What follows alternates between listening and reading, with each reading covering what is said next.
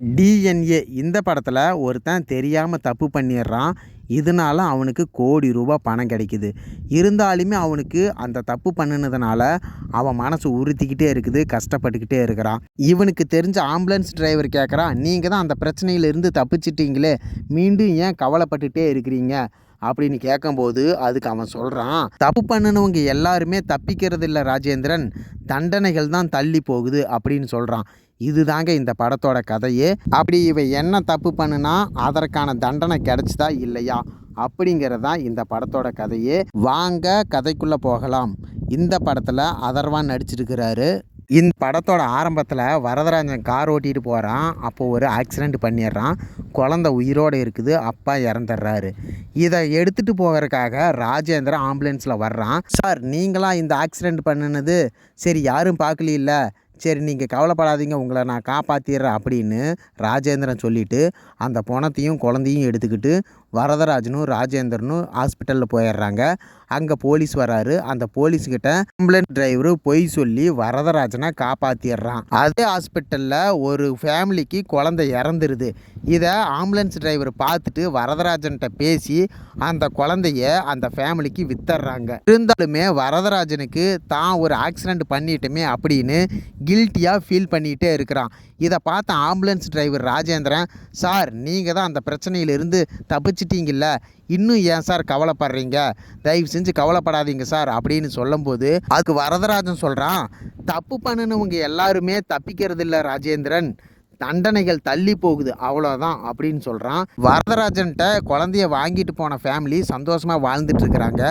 அதே மாதிரி இன்னொரு ஃபேமிலிக்கு குழந்தை தேவைப்படுறதுனால அந்த ஃபேமிலி வரதராஜன்ட்டு அவனை கூட்டிகிட்டு வந்து ஜாயின் பண்ணி விடுறாங்க.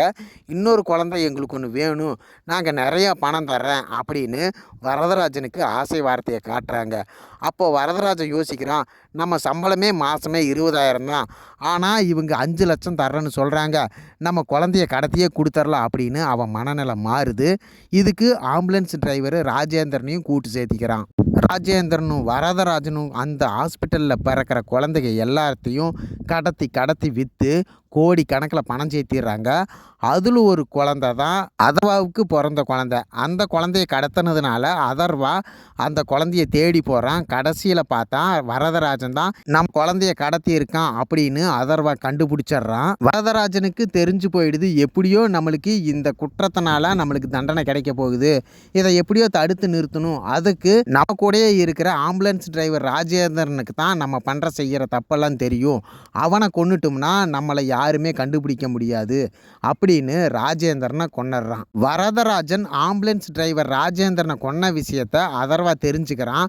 இதனால் ஆம்புலன்ஸ் டிரைவர் ராஜேந்திரன் பையன்கிட்ட போட்டு கொடுத்துட்றான். இப்போது அதர்வாவும் ஆம்புலன்ஸ் டிரைவர் பையனும் வரதராஜனை தேடிட்டு இருக்கிறாங்க. ஒரு கோயிலில் கண்டுபிடிச்சி அவனை அடிக்கும்போது ஆம்புலன்ஸ் டிரைவர் பையன் அந்த வரதராஜனை குத்தி கொலை பண்ணிடுறான். இந்த வரதராஜன் அதர்வா பையனை ஒரு வெளிநாட்டு ஃபேமிலிக்கு விற்றுருப்பான். அந்த வெளிநாட்டு ஃபேமிலி கோயிலுக்கு வந்திருப்பாங்க. அந்த கோயிலில் வச்சு அந்த குழந்தைய பிடுங்கி தன்னோட மனைவி கிட்ட கொடுத்துருவாரு அதர்வா. இப்படி பல தப்புகளை பண்ணிட்டு இருந்த வரதராஜனுக்கு தண்டனைகள் தள்ளி தான் போச்சே தவிர தண்டனைகள் கிடைக்காம இல்லை.